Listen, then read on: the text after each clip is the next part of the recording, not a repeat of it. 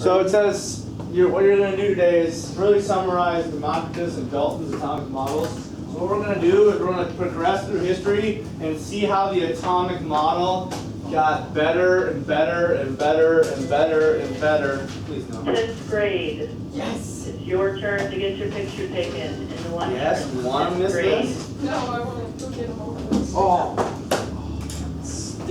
Alright, so here's No, where's that period? Okay, what I was saying is we're going to see how the evolution of the atomic model changed throughout history. Okay? Actually pretty cool, some of these guys, how they figured out that there were protons in there, how they figured out that there were electrons in there, how they figured out there were neutrons and all sorts of stuff. So, up till way back then they weren't able to see the atom. Now they actually have what's called scanning, tunneling, spectroscopy, where they can actually see light an atom. They can take pictures of it. I feel like we're distracted. I didn't want to leave this class. They can actually take pictures of it, but when I say take pictures of it, they can't like see the little electrons, they can't see the protons, they can't see the neutrons. They just see like a bubble, essentially. It's a globular looking thing. Yeah, it's really like when everyone's like, oh yeah, I take pictures of an atom now. Yeah, it's Yeah, I not. can go take pictures of that. Yeah. It's not like what you think. Even now, with all of our technology, we can only kind of see like the existence of ridges on a subatomic level, essentially what it is. Okay, which is great. We're glad we can do that, but it's not as awesome as you might have originally believed. So, first thing first, very first guy. You may or may not remember this from last year, or 2 years ago for some of you. Democritus, remember that name? At least, no, maybe not remember what it was, what he did, but you at least remember hearing it. Fire laser? What? Did you see the other fire laser or something? No. Before? Back in his day, that he had no lasers. This guy's an old dude. He was really the first one to say that everything was made up of some really, really small particle. Okay? Now, I think he was also the guy who coined the term the atom. He said everything's made up of these little particles. Those little particles are called atoms. Okay, quick review. You guys should know this, but just in case you don't. What is an atom made up of? Electrons and protons. And neutrons. Okay, what's the charge of a proton? Positive. What's the charge of a neutron? Negative. Nope. Oh, wait. Neutron. Is neutral. What's the charge of an electron? Negative. Which one's the smallest? Electron. Where's the electron found? Outside the nucleus. Outside the nucleus. And where's the proton found? Right. Inside the nucleus next to the what? Neutrons. Guys, if you want me to stand up here and talk monotone, I can do that. How about you give me a little more excitement? Cause I am so excited for chemistry. Does that sound fun to you? Here we go. Now we have Democritus. He's a great dude. Okay? Here's Democritus' ideas. Now remember, this guy's a really, really old guy. He was the one who even coined the idea of an atom. So, do you think all of his ideas are going to be spot on? Absolutely not. Okay, no. But some of his ideas, considering the fact that he knows nothing that we know now, were actually quite important. Okay, number one, he believed that matter was made up of a tiny individual particles called atomos. Individual. He was right in believing they were made up of tiny particles. What was he wrong about? That they were indivisible. What does that mean? They can be divided and it becomes indivisible. So what he didn't know is that atoms are made up of smaller things that you guys have already identified. What are they? Proton, neutron, and electron. Yeah. Is that Okay. less monotone? What was that? Was that better? It was still pretty monotone, but you had a little bit of voice inflection. Okay? Number two, Atoms are solid, homogeneous, indestructible, and indivisible. True. That's false. Got that one pretty wrong. Well, I mean, technically, right, there are solid things that make up an atom. But here would be his picture of an atom. That's a good picture. That's his atom. I love A that. spherical ball. Why Okay. do you think that it'd be solid? No. You're breathing in solid carbon. Yeah. Yeah, So you like, could that have would solid be triangles, everything's too. solid. Yeah, I don't know. You have to ask him someday. All right. Number 3. The differing properties of matter are due to the size, shape, and movement. I would say that he's on the right track with that. Okay, it's kind of a broad statement.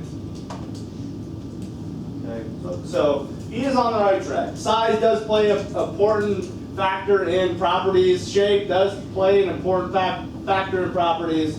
Okay, but those are pretty broad statements because we're going to get into electrons are one of the things that determines chemical properties. We're going to talk about how we know that, and placement, and how they act, and what they're like. Okay? So, I'm glad that he started the conversation, but the first guy who starts the conversation is probably going to be a lot of times wrong. Okay? This is so important here. Stop. What? This is so important. It says the law of definite composition. It says every compound is formed of elements combined in specific ratios by mass.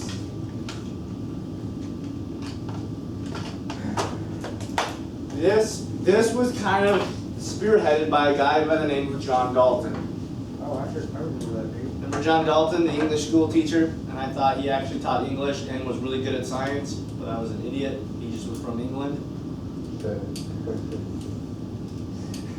It's pretty stupid of you, right? It's like, dude, it's like Mrs. Safford coming up with science stuff. I'm an idiot. All right? So, what essentially he did is he started taking and he started breaking up well-known compounds and identifying how much mass of each atom made up that compound. For example, water. Obviously, water was around quite a bit. Probably something they studied a lot. A lot of water around. Okay? He started taking different amounts of water, breaking it up into hydrogen and oxygen, and then weighing the hydrogen and oxygen. And this is what he noticed. When he broke up 9 grams of H2O, he always got 8 grams of oxygen, 1 gram of hydrogen. When he broke up 18 grams of H2O, what do you think he got? 18 oxygen. 16 grams of oxygen and What? 2 grams of hydrogen. Why is it 16? Oh. There's Look at the ratio. What did he notice? Right. 1 in 8. The ratio by mass is the same. 1 to 8, 1 to 8. Now I'm giving you nice whole numbers so you can see it, but could he have used decimal numbers and still come up with a 1 to 8 ratio every time? Okay? This was really important because what it led them to believe is that water molecules are always the same. Like it doesn't, the atoms that make up water molecules don't change. Like all of a sudden water doesn't turn into H3O. And all of a sudden water doesn't change into HO7. Okay? That was really, really important. Now, he later on when he did this for a lot of common compounds. He started breaking up and finding relative ratios to each other. And so he said, oxygen is a lot more massive than hydrogen. But oxygen is only slightly bigger than carbon. And is he right? Is oxygen quite a bit more massive than hydrogen? Yes. Oxygen is 16 grams for every mole. Hydrogen's 1. A lot more massive, right? But oxygen is only slightly more massive than carbon, 16 to 12. He was right. Now, did he actually have a number? No. He couldn't give us an exact number, but he had relative masses. It was actually really unique how he did this. And so he was able to kind of come up with a lot of these elements on the periodic table and say, here's the big atoms, here's the small atoms, here's our in-between atoms. based on this law that he came up with. Now, here's what he did wrong. Okay? He was wrong. He was wrong, and he assumed that oxygen was 8 times as massive as hydrogen. Here's how he was wrong. He thought H2O, or water, was that. When really, it's that. And the relationship between hydrogen and oxygen is actually a 16-to-1, not 8-to-1. Because there are 2 hydrogens for every 1 oxygen in a water molecule. Now, he was not able to figure that out. But the stuff he figured out was pretty crazy. Essentially what this means is that when you have a compound, you have the set ratio every single time. 11th grade. Don't leave, don't leave. Time for your school pictures in the lunchroom. This is the last one, and you can go. Okay, so here's Dalton. Here's how we're progressing. Okay, just can you give me like 2 minutes? Don't pack up yet. Okay. First thing, all matter is composed of extremely small particles. Is he right about that? Yes. Yes. Atoms cannot be created, divided into smaller particles, or destroyable. He was right about that. He was right about that. He was wrong about Yeah. that. Okay? All atoms of a given element are identical. Is he right about that? No. No. He's only wrong about that because of isotopes, which we'll talk about later. Like, for example, if you guys remember from physical science, lithium can have, it always has the same protons, and always has the same electrons, but can have different numbers of neutrons. So he was pretty close on that one. Okay? Having same size, mass, chemical properties, pretty spot on with that, but he's off a little bit. We'll talk about that when we get into isotopes. In chemical reactions, atoms separate and combine or are rearranged. He was right about that. When a chemical reaction happens, it's not destroying atoms, it's not creating atoms, it's just breaking the atoms apart and rearranging them and forming new things. He knew this way back then. That was cool. Here's where he's the most wrong.